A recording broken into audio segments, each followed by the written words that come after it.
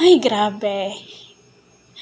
Grabe tong 2025 for CMFT. Ang daming umalis. Mula kay Mike Ortiz, kay Mars Alba, Malaluan Coach Doy. At ngayong December, apat lang naman. Pero sobrang na-heart ako kay Royce Tubino talaga. Kahit na may hint na ako nung time na nagpo-posts ang number one kera ng volleyball, which is si Motherly. Alam ko na talaga na si Royce yung aalis. Hindi naman, nung nagpo-post pa lang siya ng picture ni Royce tsaka ni Dina, may hint na ako na si Royce talaga yun. At di ako nagkamali. Sobrang tagal kong winish na mapunta siya sa CMFT at napagbigyan naman, which is nag-CMFT siya, pero bakit ang bilis? Bakit hindi man lang pinatagal?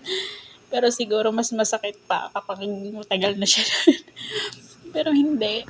Masakit talaga, literal. After VDL, leaving CMFT without championship. Ngayon si Royce Tubino, grabe. Nakapag-silver naman sila.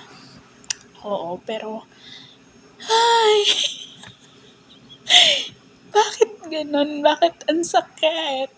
Well, sabi ni Motherly, is umiiyak din daw si Roy sa mga comments ng mga fans and followers ng CMFT. Well, kami din, Royce. Kaninang umaga pa mula nung makita ako yun. Akala ko prank na lang yun eh, yung nag-MID pa si Motherly ng sasakyan ng Royce. Akala ko prank na lang yun. Kasi, ayun na nga, nag-go na si Bea General, si Aduke, si Nunag. Yung pala may final touch. May final touch. O, diba? May hiwala yung lips filter ko. Grabe talaga. Bakit gano'n? Nakakasad. Wala nang tubiwang. Hindi na natin makikita. Nakakasad. Sobrang nakakasad. Ganun pa man. Good luck sa new team. At yun, sana yung deserving mo at sana mag-shine ka doon. Sa lahat ng umalis. Happy sa magiging new team mo.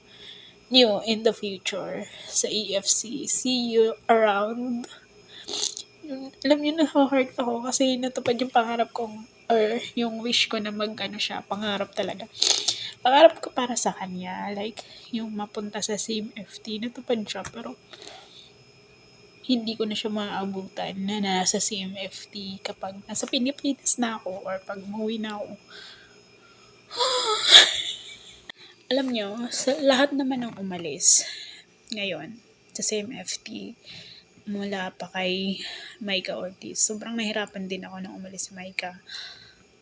At yes, mahirap nung umalis si VDL at itong kay Royce ulit yung pinakamalupit. Nung umalis si Mike, nahirapan din ako kasi isa din siya sa mga bias ko sa MFT. Well, sa mga umalis, lahat naman sila magagaling. Years hindi pa sila nakapag-champion, pero lahat sila magaling na player. Lalo na kapag on point yung kanilang game or yung kanilang galaw sa game, lahat sila nakakapag-contribute kapag pinapasok.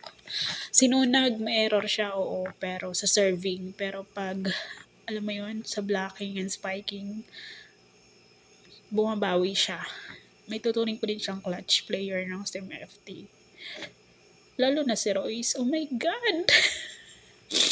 Yung kapag may game sila tapos crucial, yung hiling ka ng hilong na ipasok siya, palaruin na siya, alam mo,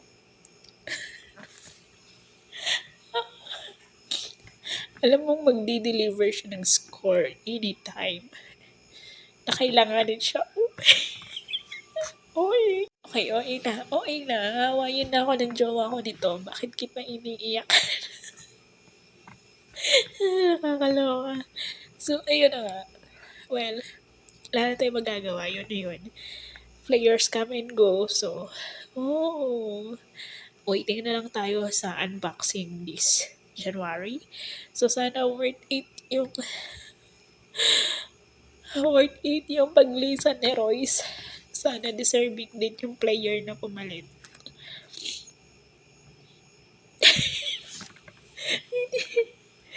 Diyos ko Lord, kaya ayoko nanonood ng teleserye or drama serye kasi sobrang mababa na yung luha ko habang nagkakaedad. Sobrang emotional ko na. Sobrang emotional na ako. Kaya mas gusto ko yung game na ganito. Umiiyak lang ako pag natatalo sila, pag may umaalis. Ang OA talaga. OA na kung OA. Sorry ha. Pero yun lang. Thank you for watching. Bye!